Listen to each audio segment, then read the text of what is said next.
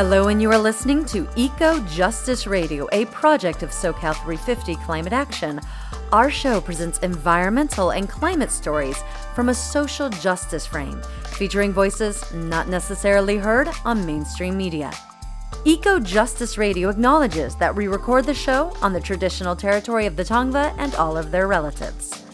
Welcome, I am Jessica Aldridge. On today's show, using biology as technology, stimulating human response through architecture, I will be interviewing Eric Corey Freed, award-winning architect, 12-time author, and director of sustainability for CannonDesign. Eric Corey Freed is an award-winning architect, author, and global speaker. As principal and director of sustainability for CannonDesign, he leads the healthcare, education, and commercial teams toward low-carbon, healthy, regenerative buildings for over 30 million square feet a year. For 2 decades, he was founding principal for Organic Architect, a visionary design leader in biophilic and regenerative design. Eric is the author of 12 books, including Green Building and Remodeling for Dummies and Circular Economy for Dummies. In 2012, he and his firm were named one of the 25 best green architecture firms in the U.S. and one of the top 10 most influential green architects.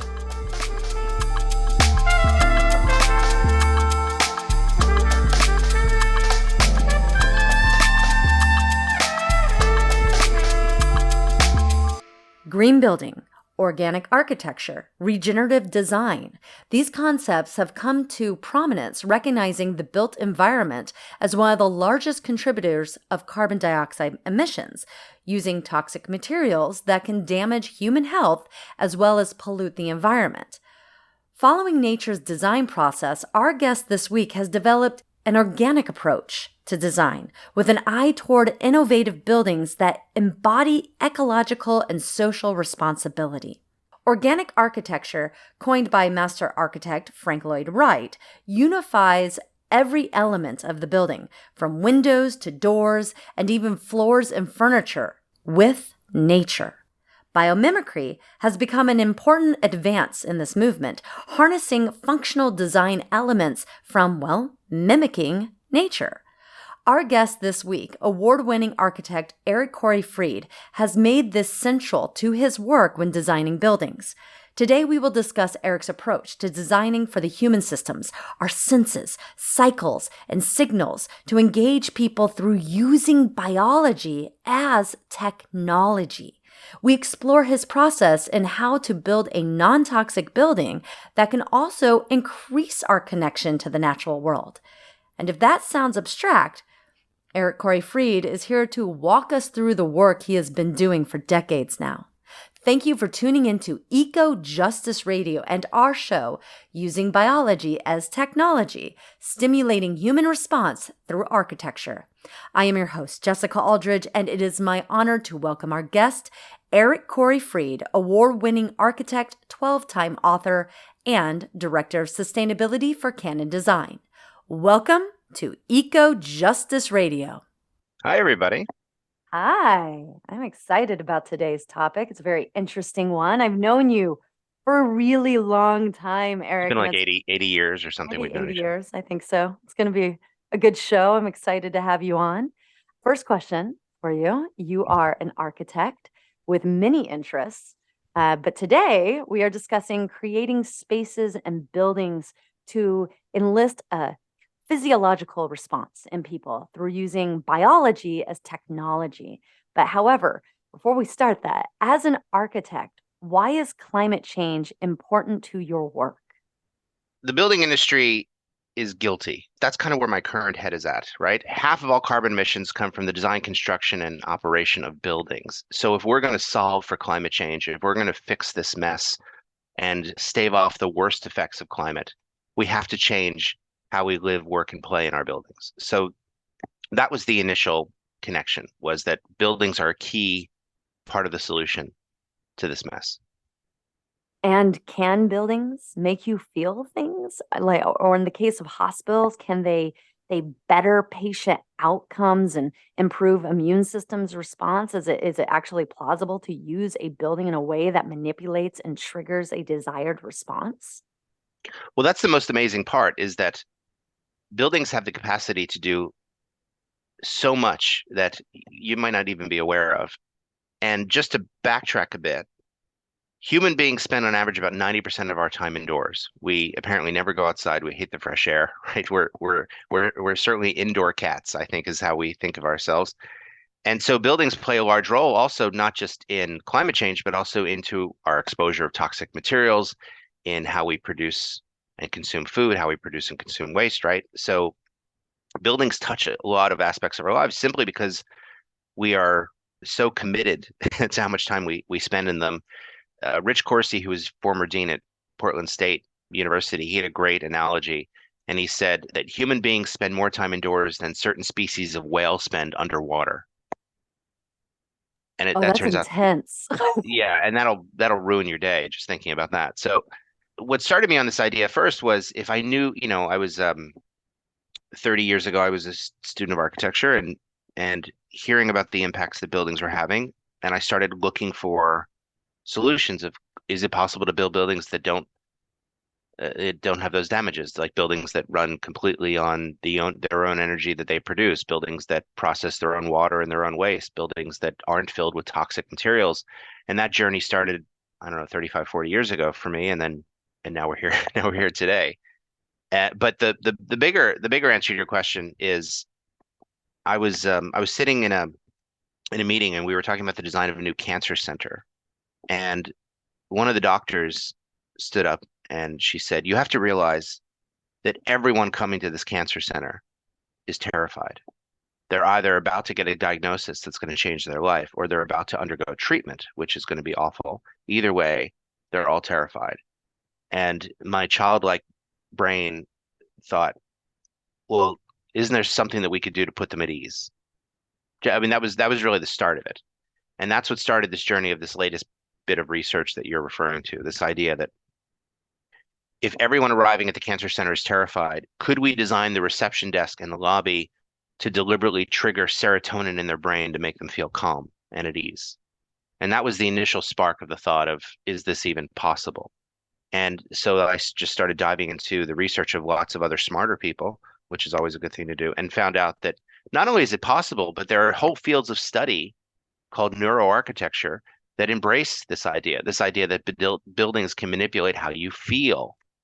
And then a whole other field of researchers that are looking how buildings affect your physiology, and a whole other tranche of researchers that are looking at how building materials affect your health. And I think really all I've been doing is connecting the dots between these different silos of research and packaging them up and using them in real world projects.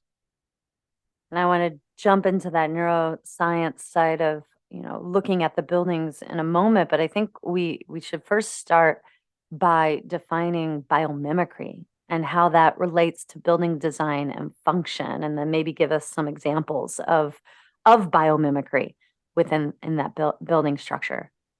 So biomimicry was a term popularized in a 2002 book by Janine Benyus, who's a biologist of all things, University of Montana. And she wrote this book, Biomimicry. I urge you all to read it. I used to have it as mandatory reading for my students because their brains would just be transformed after that book.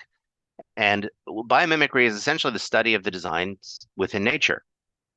And how can we learn from 3.8 billion years of research and development and apply those design lessons from nature into our own designs? And the kind of the basic examples are things like looking at shark skin to design a new line of wetsuits that have less friction in the water, or looking at the design of how birds fly to make more aerodynamic trains, or looking at how the lotus sheds dirt and water and using that to create a new line of finishes for self-cleaning buildings.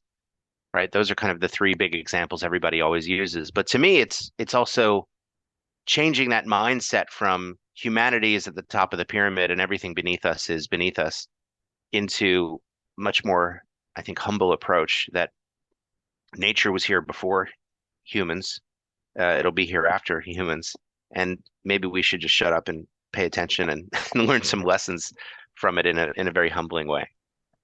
And one of the examples I really like too is creating air conditioning systems based on the way that anteaters, I think it was, or the ant hills are built because they air condition themselves in a sense. Just Yeah, termites and anthills, for termites. That's example. right? They use the thermal mass of the Earth. They're digging these tunnels and they're deliberately digging them with portals on the leeward side of the building. So as air passes over the mound, not only does it cool the mound, but it creates a negative pressure on the other side and draws air through. So they're like little tiny engineers, and I often like to think of these termites as having little cute little construction hats on when they do this. I'm never going to get that image out of my Yeah, head. That's you're amazing. welcome. Yeah, for our readers though, that the book is amazing. Look up biomimicry. Your mind will be blown. There's so many examples out there. So Eric, what is the current problem with the way buildings are designed and constructed? What should people be asking when they are building something or just moving into a new building? Gosh, there's, in my mind, there are five main buckets of problem, or five groups of problems to address. And I also feel that it's not even my place to feel that one's more urgent than the other because they're all bad. And so, the big overwhelming problem that I think, every architect right now is looking to solve is how do you build a building that reduces its emissions, both in how it's built and then how it's operated. And we have ways to do that. We can build zero carbon buildings. In fact, we've known for decades how to do a lot of it, and we've gotten much better at how to do the rest of it just in the last few years. So that's the good news. But the carbon/energy issue is always the big one and probably the one that gets the most attention because of the urgency of climate change. But there are four other problems that are also kind of big buckets of mess that we need to address. Number two is water. It takes a lot of energy to produce clean water that we use. All the water on the planet is all the water that's ever been on the planet. We don't make water. It just changes, from solid, liquid, and gas and moves around the planet. So like this water that I'm drinking in my glass right now, I'd like to think that at one point it was maybe sipped by Thomas Jefferson or something, like something noble, or maybe it romantically rained down on the Eiffel Tower, right? Maybe I could think about that. Or more likely, it was probably peed out by a dinosaur. But all I know is that all the water on the planet is all the water that's ever been on the planet, and we keep polluting it, either with, man-made pollution or by mixing it with salt water. So that's kind of the mess. Of all the water on the planet, only 1% is fresh water for us to drink, and buildings are large consumers of this water, buildings and agriculture. And so we have to change both those things. So that's bucket number two. Bucket number three is your bailiwick, right? It's waste. Yep. 24% of all landfill is construction waste. Well, you say that out loud to a bunch of architects and contractors, and we start to feel pretty guilty. I think that we're the bane of your existence. Yeah. And for those that don't know, I work in the waste industry for over 16 years. That's my day job. So that's what Eric's referring to. Good Lord. I mean, so maybe what we choose to put in the building, and maybe if we rethink how we renovate these buildings, that we could do something about that waste. So that's bucket number three. Bucket number four is the big one. It's health. And so I started asking our hospital and healthcare clients, hey, I've got a crazy idea. What if we didn't put cancer causing chemicals in the cancer center, where the cancer patients are? Wouldn't that be a good idea, everybody? And I would do it like that, like a shtick, but I was kind of pointing out how absurd it is. And I kept repeating the word cancer to them in a, room full of cancer doctors. Hey, let's not put cancer-causing chemicals in the cancer center with the cancer patients. Does everybody agree we shouldn't put cancer-causing chemicals in the? And I just kept hitting those C's really hard. And everybody laughs, but they also realize the absurdity of it, and then we agree to it. And then once you agree to it, well, then the hard work begins because now you have to start specifying durable materials that can be maintained in a space filled with immunocompromised people that aren't you know, making them sicker. And luckily all that's possible too. And then the fifth bucket, probably the one that's the hardest to really think about, but it's this larger bucket of, to me, equity. That if you look at nature, the more diverse and equitable the system is, the stronger and more resilient it is. That's been true in any ecosystem. Well, the same is true for people. So how do you incorporate issues around equity and community and vitality and vibrancy throughout the sustainability? If I make the greenest building on earth, but it's inequitable, is it still a green building? So that's why it's a fifth bucket, and also why it's probably the most challenging, because it's the one that I think most people are ill-equipped to address. No, yeah. I mean, I get two questions out of that I want to ask you, and one is, is it possible to build a non-toxic building? And the other is, how do you then also make sure that it's equitable? What are we putting into it? What are the emissions going to be generated either on-site or off-site from making it? Who is the building for? So we're doing a number of cancer centers right now, but we're doing one for the University of Chicago Medical Center in right on Chicago's campus. It's a beautiful campus.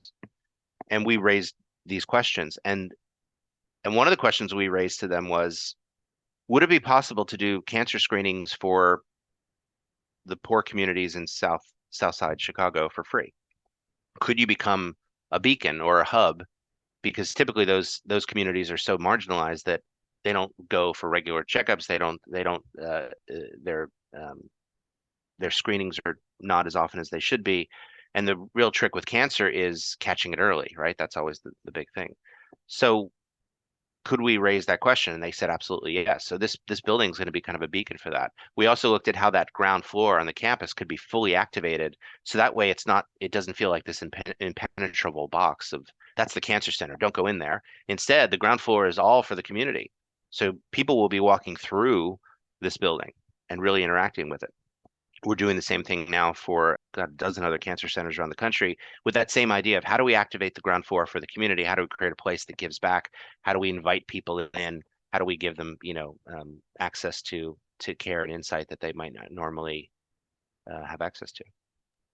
That's beautiful. And is it like, are we in a position now where we're at in the architectural world, maybe compared to where it was 5 years ago or 10 years ago, that we can literally, that you, your firm, other firms can build a non-toxic building? Yes, yeah, the short answer is yes. And the reason why it's yes is because of the work that's been done over the last 10 years, where there's been a giant push from manufacturers and architects and specifiers and contractors and engineers and clients to demand to know what's in materials. So for the last 10 years, we've been doing what we've been calling transparency, where every manufacturer now has what's called an EPD, an environmental product declaration. And then with that EPD, it tells you here are all the materials that we use in making these products. And initially, manufacturers didn't want to do that because they thought this was proprietary. It was like the formula for Coca-Cola or something. But it turns out that we have a right to know if there's cancer-causing chemicals or formaldehyde or VOCs or phthalates or endocrine disruptors or PFAS or all those other nasty chemicals. And so once that hard work is done, now there are these incredible directories. There's a free one called Mindful Materials. So if you want to get started in this, go to mindfulmaterials.com and you can check it out. And you can look up what's in anything really and start to make much more informed choices. The same way that you do when you're in the grocery aisle and you're looking at cereals and you're like, God, I got to eat something with less sugar. That same kind of mindset we now do with building materials. And so it is absolutely possible. The trouble is that we're so used to filling our building with high VOC paints, high formaldehyde impregnated materials, toxic glues, toxic finishes that we never stop to think about it. And really my job is to give everybody pause to think about it.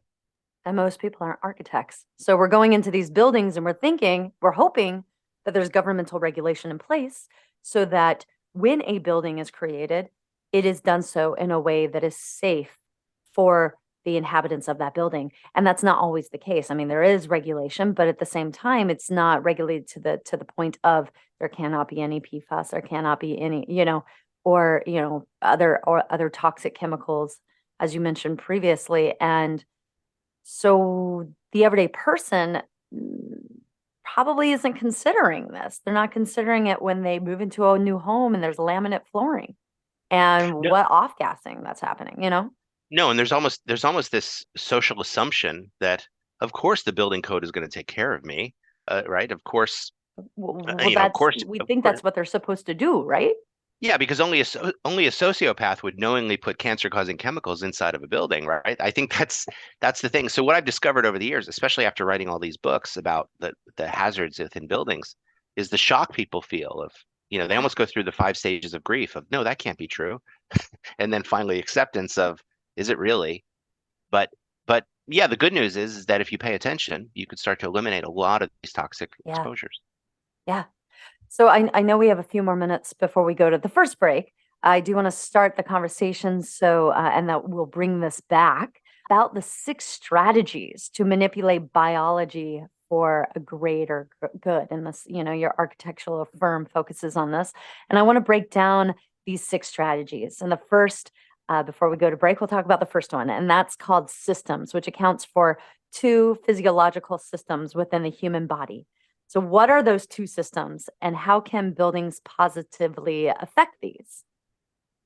Well, there's 12 of them actually. Oh, there's 12.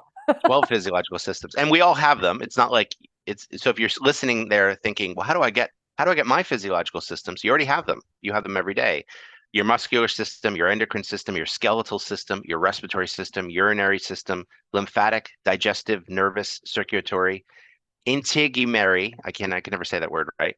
And then your reproductive system. And we all have these systems. Some of them work better than others, but we all have them. And it turns out that there are things the building can do to encourage or manipulate these systems.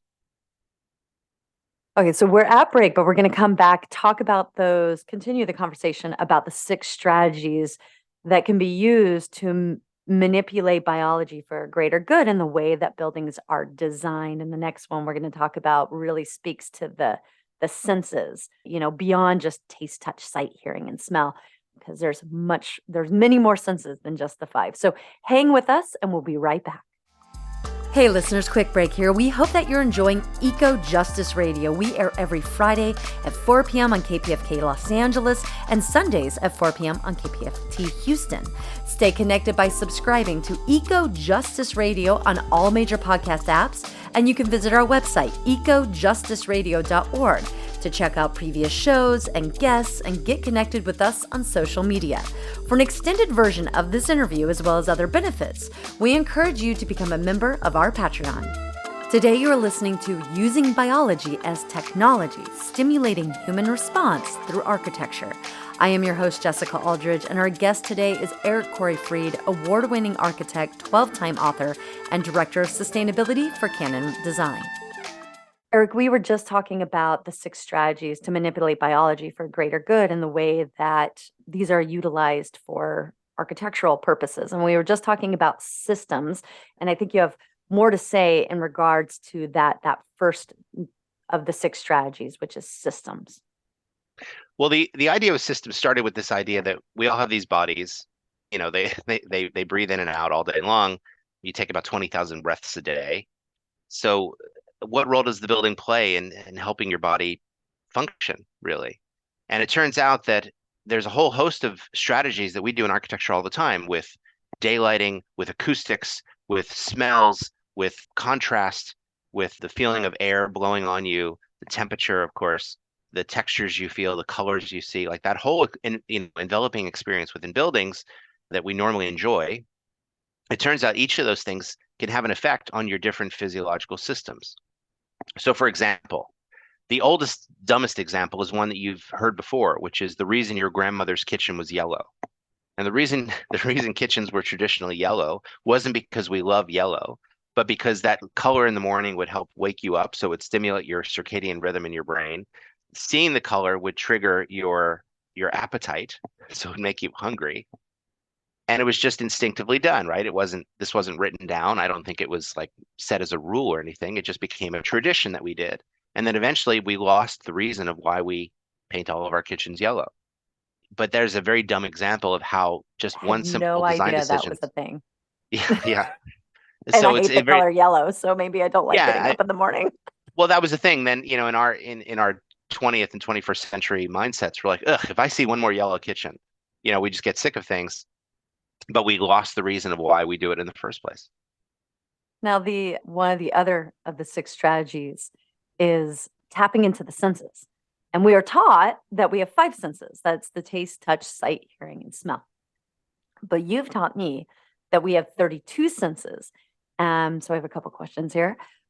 First, let's talk about this concept of having 32 senses. What are some of them, and can you give me some examples?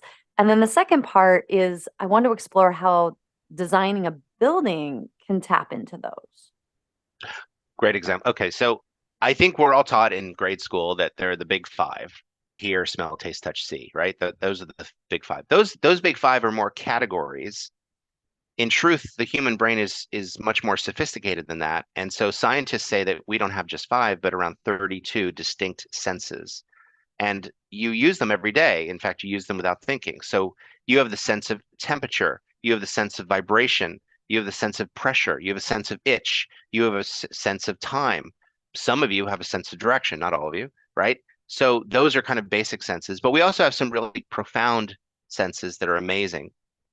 Like we have proprioception, like I can grab my earlobe without looking. I know where my body is.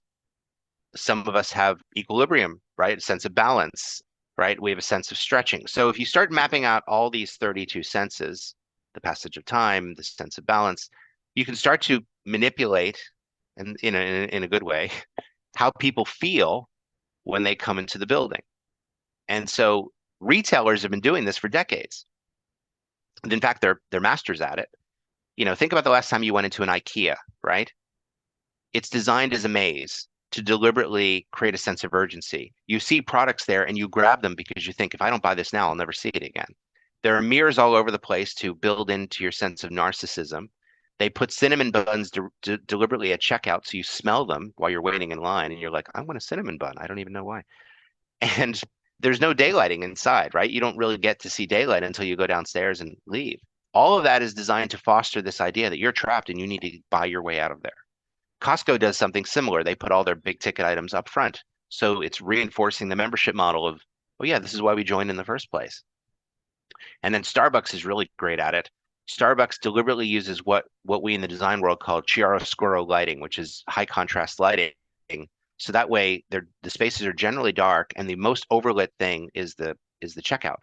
So you're drawn inward. Usually the checkout's in the back of the store. And then they grind beans in the store to deliberately trigger your sense of aroma. So your kind of fight or flight mechanism is triggered by the dark, bright lighting.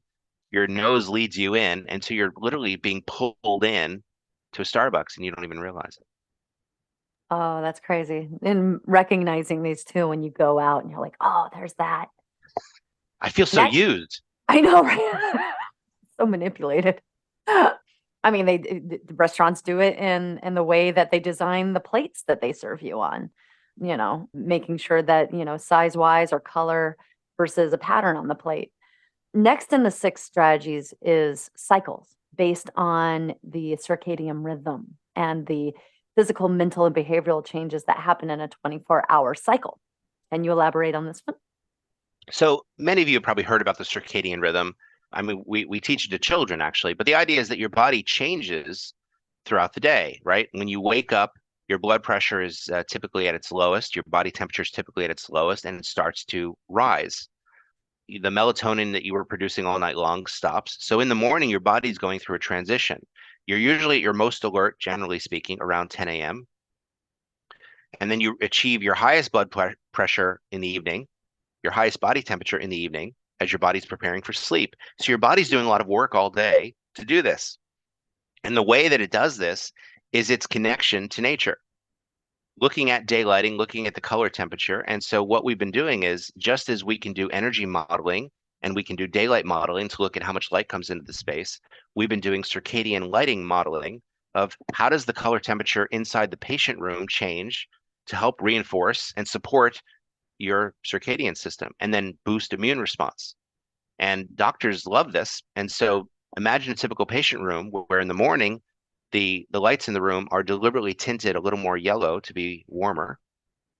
And then in the evening, they're deliberately tinted a little more bluer to be cooler, all to help reinforce what your body's actively trying to do. Because remember, inside of a building, you don't really get that access to daylight that our, caveman ancestors did. So, the building needs to help reinforce that. And it turns out it is a very cheap, simple thing to do that has a profound effect on your overall treatment. And if it can reduce recovery times or boost medication efficacy or boost immune response, we're all for it. And there's been thousands of studies now showing, at the very least, a strong connection between the color temperature of the lighting that you're experiencing and your circadian rhythms.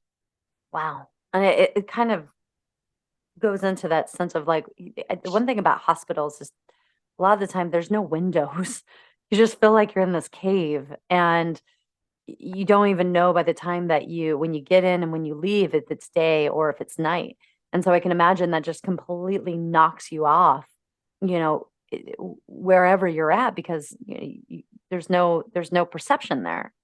Yeah. Well, one of the other issues that we're dealing with is we don't want the workers, like the hospital staff, we almost don't want them to get sleepy, right? So the nurse stations are deliberately lit in a way to keep them alert, like they're in a casino. So, Wow. uh, so we're generally only doing this in the patient areas where we want them to kind of Yeah. fall into the normal patterns. But for the staff, we're basically torturing them for their 12-hour shifts. We'll get back to that. Understanding the next design strategy signals takes into consideration 12 neurotransmitters in the brain.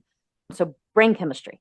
What kind of brain responses are being triggered in this scenario, and how does that play into design and construction? So what we found is that these 12 neurotransmitters that affect mood and appetite and sex drive and immune response and well-being, right, and among other things, that it turns out that we change them all the time. The reason why you Netflix and chill, right, you curl up on your sofa with an iPad and your favorite blanket and your favorite dog, is because it deliberately triggers serotonin, right? It deliberately puts you at ease, right? It's how we relax. The same reason that people, drink those little 5-hour energy drinks or take certain vitamins or certain supplements. All of it is really in a quest to manipulate that brain chemistry. Well, it turns out the buildings do the same thing, right? I remember I lived in Rome for a year when I was a student, right, studying architecture. And I remember the moment that we landed, we kind of just threw our bags into the place and immediately, we were so eager to see Rome that we set out on the city and immediately came upon the Pantheon, which is this old temple that was built in 79 AD. And when you get there, the building is it's essentially a big giant sphere, right? Built in 79 AD. And you walk through this giant portal and it's dark. So you're feeling compressed. It's dark. You feel the coldness of the stones. And then when you get in, you're kind of exploded to this giant sphere inside and it makes you feel at ease. So just walking through that building made you feel better. It turns out that this has been a little trick of architects for centuries, that we've been manipulating how you feel in our buildings forever. So really, I'm just kind of extending that of if I know everyone coming to the cancer center is terrified, what are the things that I could do to make them feel better? If I'm designing a physical therapy a treatment room for patients, couldn't I deliberately do things to trigger dopamine to make them feel more motivated? Or if I'm doing classrooms, couldn't I deliberately trigger oxytocin to make the students feel more welcome and part of a community? If I'm doing a study hall, couldn't I do things to trigger norepinephrine to increase their ability to concentrate and focus? And the answer is yes. So just through the design, we can manipulate these, and all of these are now tied to these PhD scientific studies of which things in the building trigger which brain chemistries. And then we kind of map that to the function of the room and the entire journey that a patient's going to take while being treated inside the building. You mentioned sex drive. How Yes. is a building connected to sex drive? Well, let me just say, I'm not trying to manipulate anybody's sex drive now, but believe it or not, it's possible. In fact, I don't know if you like Cinemax After Dark in the 1980s. Like, remember, like all those movies are, the music, the low lighting, the textures on the walls, all of that is supposed to create this, like, you know, Mood. I guess mood. Well, that's a weirdo example of how you could do it. We're not doing that in hospitals, but I guess you could. I mean, if it was a fertility clinic. Yeah, yeah, sure. The last two strategies in manipulating biology for a greater good, when it comes to, again, designing buildings, are biomes and genomes. And let's start with the biomes, aka our microbiomes, right? And there are, two places for microbiomes that y'all focus on, which is gut and head. Mhm. Why are these important, and how can we control these in the environment to elicit that positive reaction, as we've been talking about? Well, in the last few years, doctors have really started to understand the relationship between health and these microbiomes, and the main one that exists in your head and in your gut. But the truth is that you have several around you. We also discovered that when a patient enters a patient room, even if it's been fully washed down and sterilized, within a few hours, their microbiome, their biological debris starts shedding, and covering all the surfaces and the walls. And within 24 hours, they've completely taken over that microbiome. In other words, your body has kind of shed biology all around it. This is one of the reasons why when your family members visit you, it boosts your recovery because they're helping support your microbiome. They're already compatible with you. So they're not to gross anybody out, but when they come in, they're shedding their own biological debris that's helping reinforce this. So every surface gets covered. You're not gonna want to touch anything in a hospital ever again, but that's the reality of it. So our normal reaction to this is to kill everything, right? Our normal reaction is to spray, Clorox or, bleach Sterile, everything. this concept of a Everything's sterile. sterile environment, right? But it's kind of ridiculous. Hospitals aren't truly sterile. In fact, there's, a lot of people, I think it's something like 1 in 5 patients contracts, Staff. some staph infection or something else from being in a hospital. So you're already exposed to other people's germs anyway. So instead of fighting this fight of trying to make everything sterile all the time, which doesn't work anyhow, what if you were to accept the idea that we are biological creatures, we have good biology and bad biology all over us, that of all the cells that make up us, only 43% of those cells are human cells, that a majority of the cells that are living in and on us are actually stowaways, right? Bacteria, microorganisms, bacteria, viruses, right? They all, that's what this gut and brain microbiome is. So if we have good bacteria and bad bacteria, let's design the building to encourage the good bacteria and discourage the bad without just killing everybody. And so that's what we've been playing with. And I have a funny story that's going to freak everybody out. So I don't know if I should tell it or Oh, not. do it. Yes. All right. So Have you ever shied away from that ever, Eric? no, not really. But so right now, I'll give you an example of one of these stowaways on your body, right? Right now, living on your eyelashes is a mite called Demodex. I call him Dex for short. And Dex is with you right now. In fact, he's listening to my voice as I'm talking. And he's been with you. He helps you blink. He helps you secrete tears. He's a partner in your health. And he's a nice little mite, but he's living on your eyelashes and he's there all the time. That is one example of how we are covered in other creatures. And Oh, yeah. so that's, I'm really just raising the question of if we know that we have these microbiomes, if we know that they have such an effect on our health, and we know we have both good bacteria and bad bacteria, the same way that my wife makes me take a probiotic pill every morning, couldn't we also have the room encourage the good microbiome, the same way that when your family visits you, it does the same thing. And so we've been trying to explore this idea of living surfaces, that the wall in the patient room would somehow be absorbent and nutrients would go in and benefits would come out. And it's very, very experimental. And so far, all of our doctors are very leery of it. So we've been going through experimenting with what that means.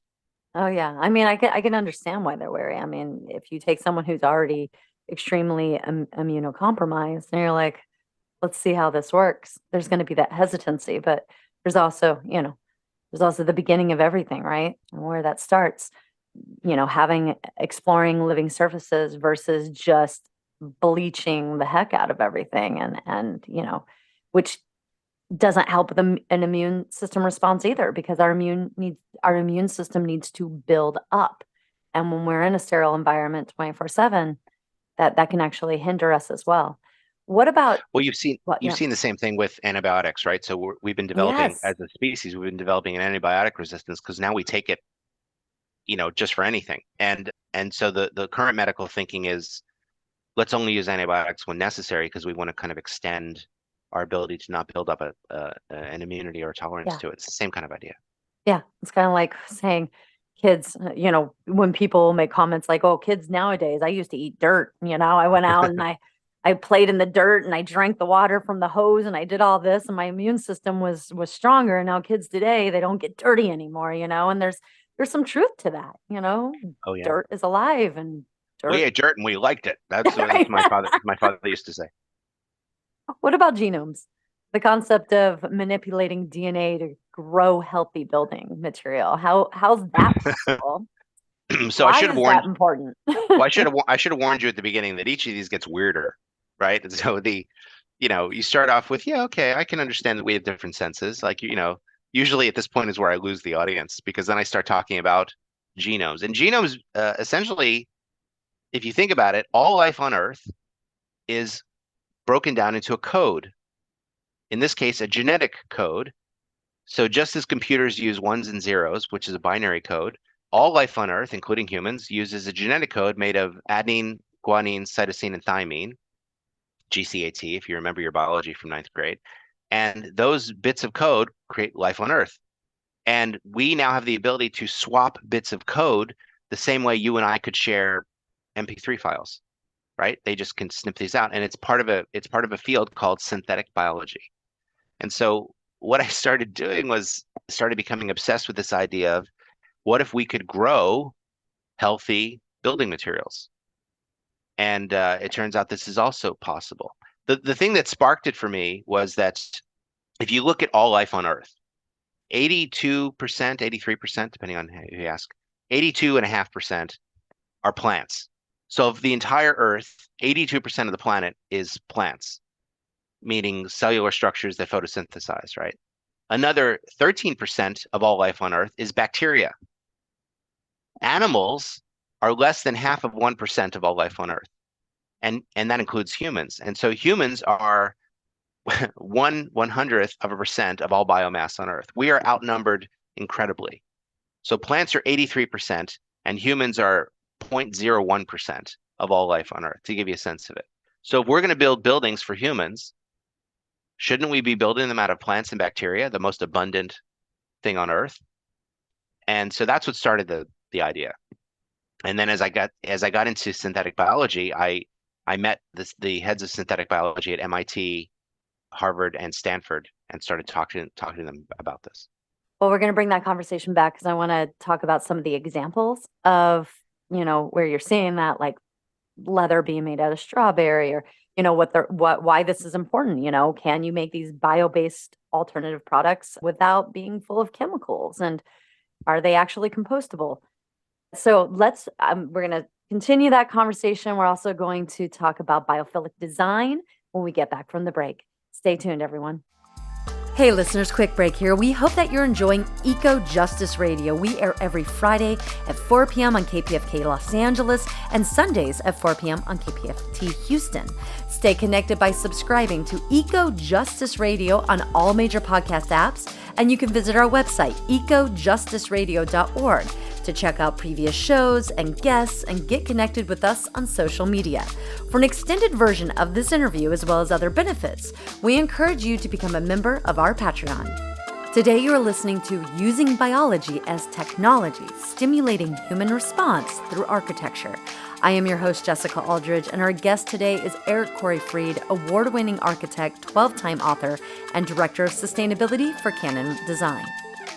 Welcome back, everyone. Eric, we were talking about, using genomes, manipulating the DNA of building material, creating bio-based alternative products, and wanted to get some examples of what that bio-based alternative product looks like. And, is this better because it's not full of chemicals? Because I could see us creating bio-based materials and it's still being full of chemicals. Reasonable question, right? If we make this bio-based thing that's still somehow toxic, that kind of defeats the purpose. Or if we create a bio-based material that's healthy but has to be replaced after a year, kind of misses the point, especially in like a hospital or a classroom where generally the materials get pretty beat up. So valid question. So yeah, the bio-based materials are really broken into several buckets now of how I'm looking at them and how my team is looking at them.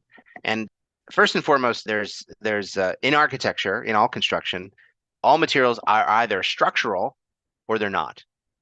And that's a very dumb reductionist way to look at it, but meaning either the building code cares if they're holding up the building and therefore they must be somewhat fireproof and earthquake proof, or they're not. So, the pretty panels on the walls aren't holding up anything but themselves, so it doesn't matter if they're strong or not. They just need to look good. But the columns and beams and floors and right, all of that needs to do it. So that's the first separation. And then so we're looking at building buildings not out of steel and concrete because they have such a carbon intensity to them, but instead out of something else like engineered wood, because the wood is already carbon sequestering. So that's bucket number one. Bucket number two would be all the finishes. And this is what patients and staff come in contact with every day. It's what they touch. if you really think about it, we eat these building materials. We're breathing them in, they're off-gassing, they're leaching into our skin, we're touching them, they're oxidizing, we're inhaling them, right? I really think that we're eating these building materials. And so that means that the finished materials are almost the highest priority of what should be healthy.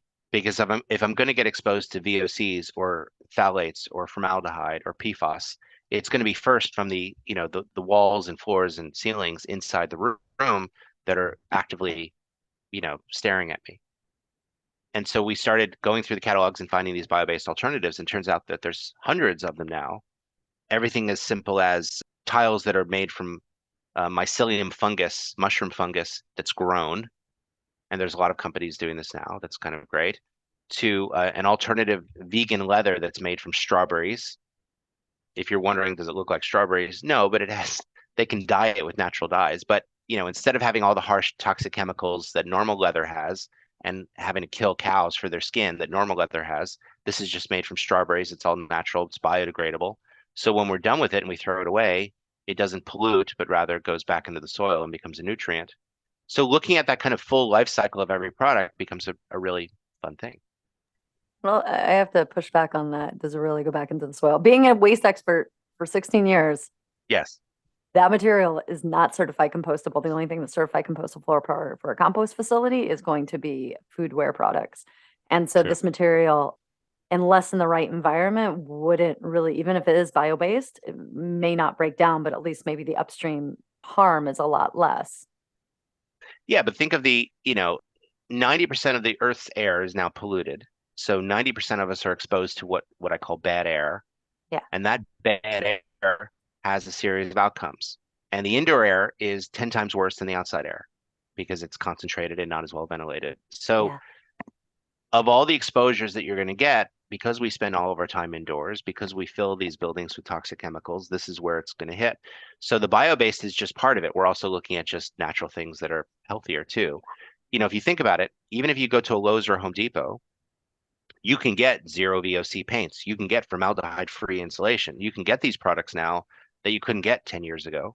They become rather commonplace and they're not any more expensive. That's kind of the best part for a lot of these kind of basic Yeah. building blocks. Every manufacturer now offers these healthier alternatives. And when I work with manufacturers, what I say to them is, okay, if this is your green product, if this is your healthy zero VOC product, what do you call this one? Is this the toxic one? How do you market this one? And then they usually kind of blush and, well, that's our standard, blah, blah, blah. It's usually a man saying this, but yeah, that's our standard product.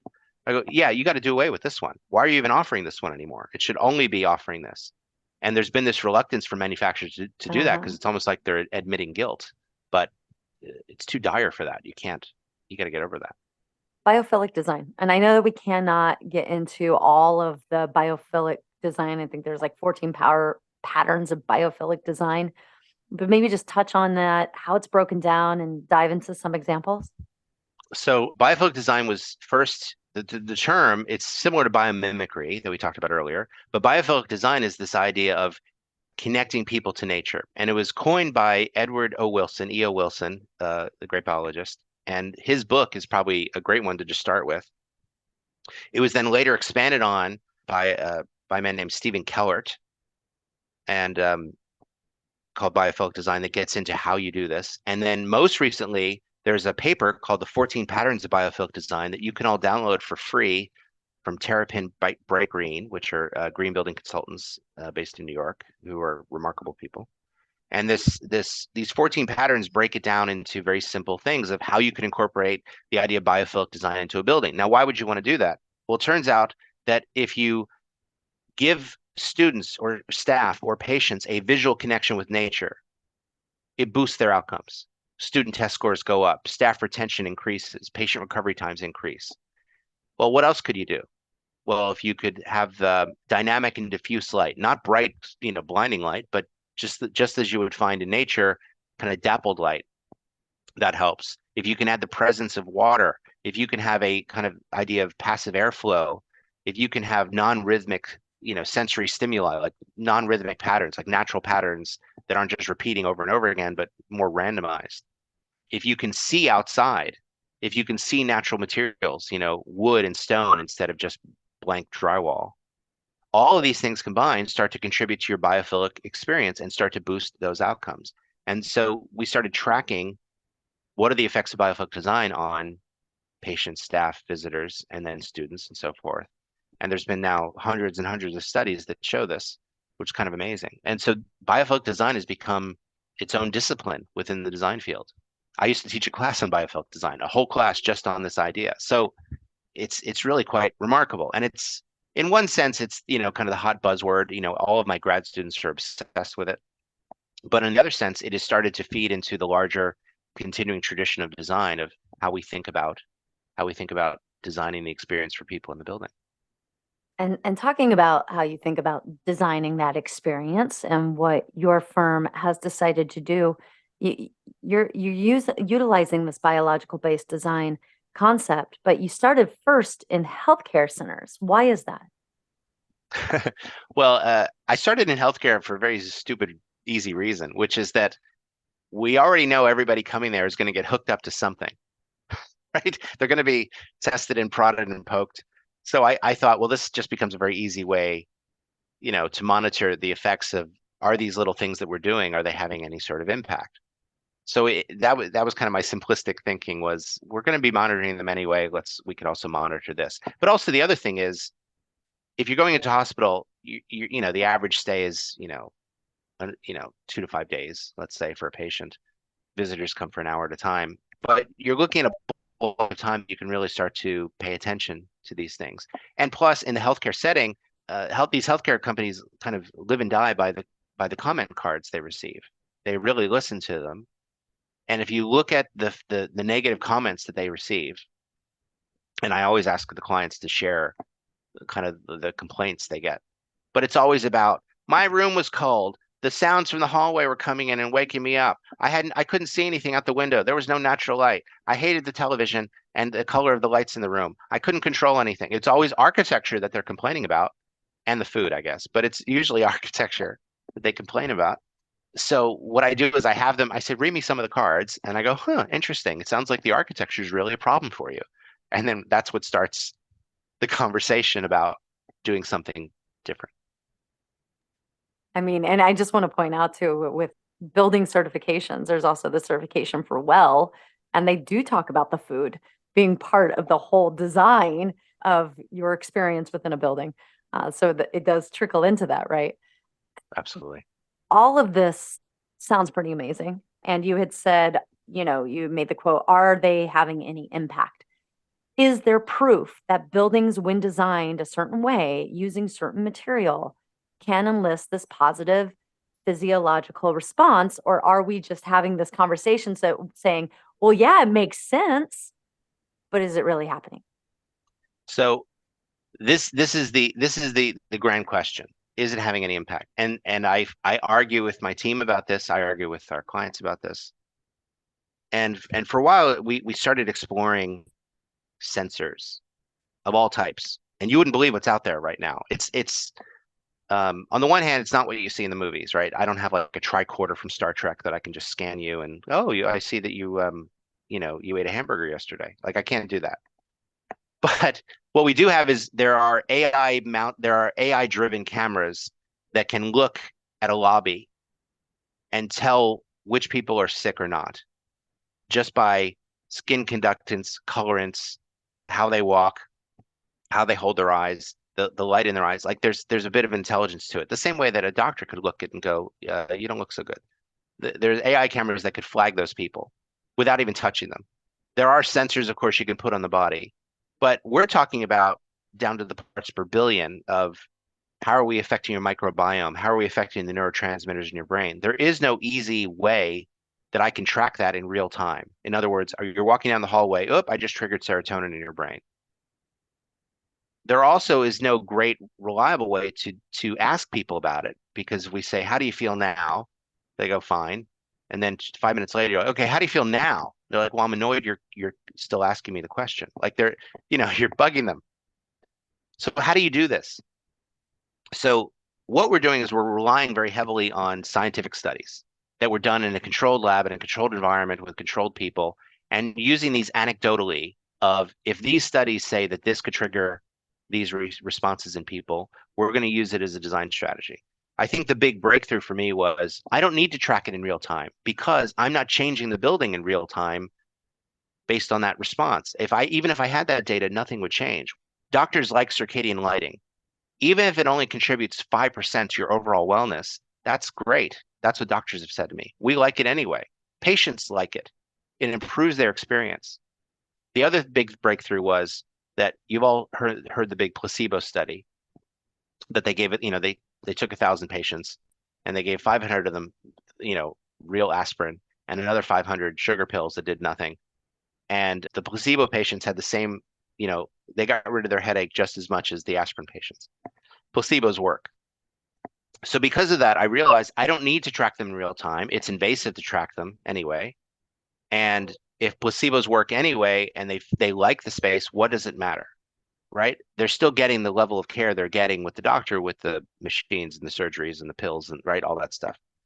So I don't know, I go back and forth on this and we argue about it as a team, but to me, the scientific studies that were done in a controlled environment are what I'm relying on to do that. And we're keeping up with the science.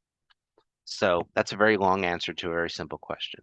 Well, then how do you get more developers and architects interested in using biology as technology, using this design concept, since the industry seems to be pretty risk averse?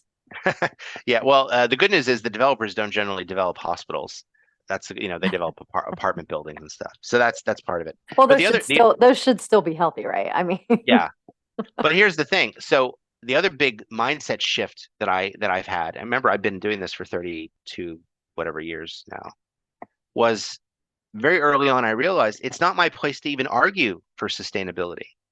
I mean, I was having meetings early on, and this is, 20 years ago, where I was sitting there thinking, God, please don't pick the cancer causing material, right? I would show them a Mhm. bunch of options for their kitchen or whatever, and I would think, please don't pick this one. And then I realized, why am I even showing them that one? Let me just only show them healthy things. So that was the first big epiphany. The next big epiphany was, why am I even arguing with them about this? Let me just do it, right? It's not my Mhm. place to even offer that.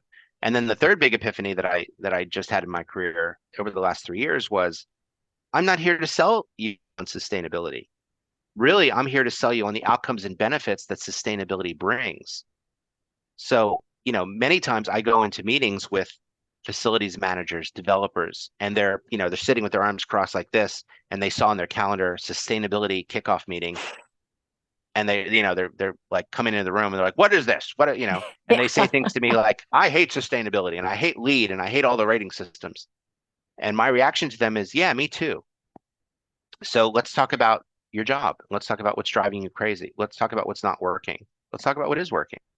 Let's focus on the outcomes." And the truth is, if you're designing a healthcare facility, boosting patient outcomes and staff retention is a key priority. And I'm going to use sustainability to do that. If I'm designing a university building or K through 12 building, boosting patient student scores and performance is a key priority, right? If I'm doing a workplace, boosting collaboration, right, and worker satisfaction is a key priority. If I'm designing a store, boosting retail sales is a key priority. Back in, I think it was 1998, Walmart did a study. They took stores and they started popping skylights in, and they found that sales under the skylit portion were 40% higher than in the non-skylit portion. So Walmart, in their infinite wisdom, said, we're going to start putting skylights in all our stores. They're not doing it for you. They're doing it to manipulate you because they know that under the daylight, in the full spectrum light, their products look better and people flock to those areas. This is that on steroids, really. It's basically just a beefier version of that very simple idea. Well, we only have a couple minutes left here, and I do have two more questions I want to ask you. We have discussed how conventional building material can be toxic, but what about the embodied carbon, meaning the emissions released during the life cycle of the building materials, including the pollution from extraction, manufacturing, transportation, construction, and disposal? So I know that's a really big question, but if you could just talk about it before we close off here about that embodied carbon. So that's great. My friend Lloyd Alter, who's a writer about this stuff, he calls it upfront carbon, and I think that's kind of a great word for it. If you think about it, if our goal is to get to zero carbon by 2050 at the latest, and we have to do like a majority of those cuts now, That means that the carbon we release today is almost more urgent to cut than the carbon we're going to release in 2049 Yeah. because we're releasing it today.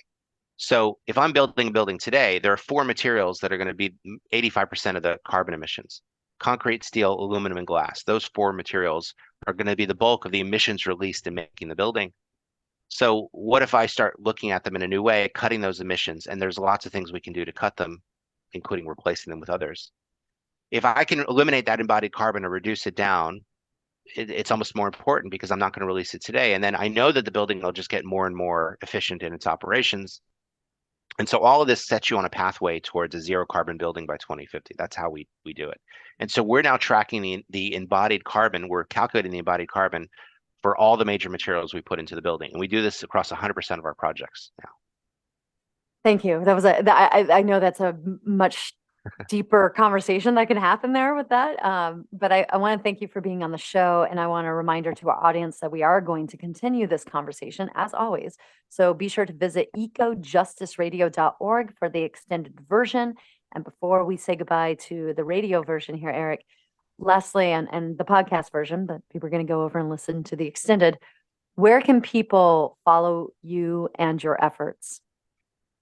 You can follow me on Twitter until it self-destructs, I guess. You can follow me on LinkedIn, and then our website, CannonDesign.com, is probably the best place to find like our projects and how we do it. I've also got lots of TED Talks and things on YouTube if you want to check those out. Thank you so much, Eric. And we're going to put all the information on our website at EcoJustice Radio, at our social media posts, so you can click right into Eric Corey Freed's accounts that way as well. So Eric, thank you for joining us, and we'll continue this conversation in the extended version here in a moment. Thank you to our guest, Eric Corey Freed, award-winning architect, 12-time author, and director of sustainability for CannonDesign. And thank you to our listeners for joining us. This has been Using Biology as Technology, Stimulating Human Response Through Architecture. For an extended version of this interview, become a member of our Patreon or visit our website at ecojusticeradio.org. Please connect with us on social media. You can find us at EcoJustice Radio, SoCal 350, and Adventures in Waste. If you like what you heard and you want others to be informed, well, you know what to do. Subscribe, share the episodes, and help us continue our efforts by joining our Patreon or making a tax-deductible donation to the show.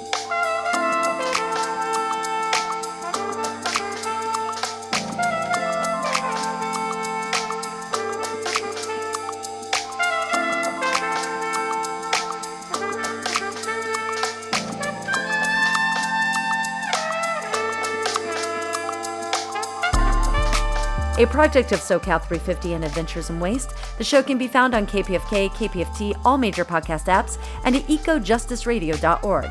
Executive producer Jack Ite, producer and co-host Jessica Aldridge, co-host Carrie Kim, and engineer and original music by Blake Craig Beats. And until next time, remember, the power is yours.